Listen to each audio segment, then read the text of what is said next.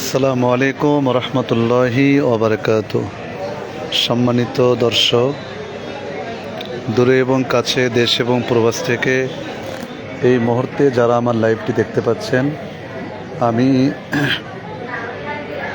সোনার মদিনা হজ উমরা কাফেলার পরিচালনায় মুফতি মাওলানা গোলাম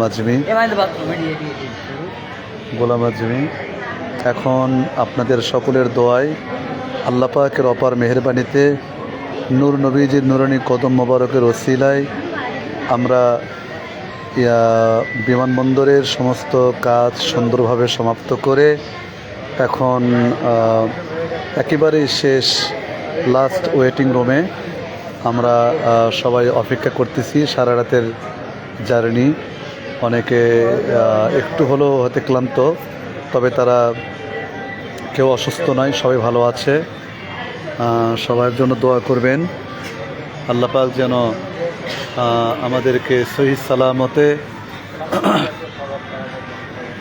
মদিনা মুনাব্বারায় নবীজির নুরানি কদম মোবারকে হাজির করান। আল্লাহ পাক নিরাপদ সফর আমাদের জন্য দান করেন। সবার কাছে দোয়া কামনা করছি। দেখতে পাচ্ছেন এখানে তারা বসে আছে, অনেকে কথা বলতেছেন।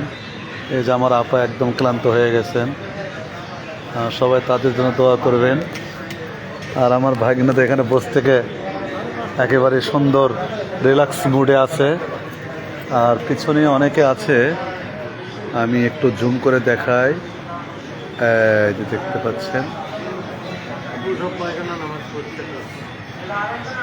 এখানে অনেকে অপেক্ষা করতেছে, অনেকে বিভিন্ন জায়গায় সাইটে আছে।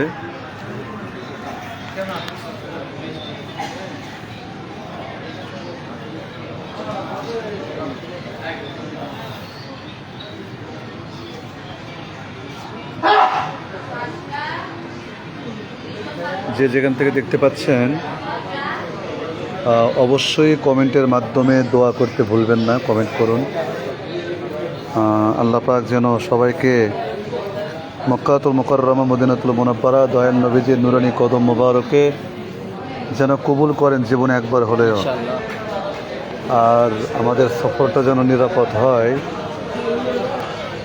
এজন্য সবাই খাস করে দোয়া করবেন। আমার আনোয়ার হোসেন ভাই যদিও সারা রাতের জার্নি একটু হলেও শ্রান্ত হয়ে গেছেন, তারপরেও মনে খুব আশা যে দয়াল নবীজির কদম মোবারকে যাচ্ছেন। শত কষ্টকে অপেক্ষা করেও একটা সুন্দর মুহূর্ত আর কি। আল্লাহ পাক যেন আমাদের সবাইকে কবুল করেন।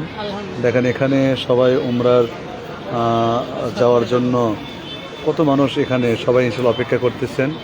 আল্লাহ যেন সবার সফরকে নিরাপদ করেন।